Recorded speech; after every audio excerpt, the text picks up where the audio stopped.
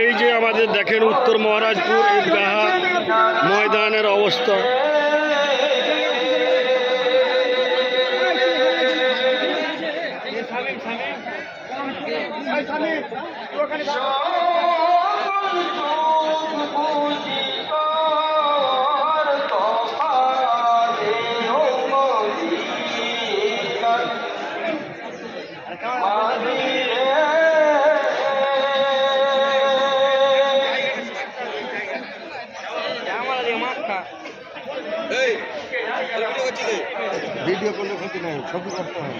Video করলে তো কি হবে,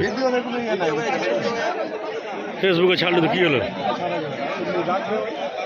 এটা একটা মাঞ্জার থাকলো ঈদগাহের।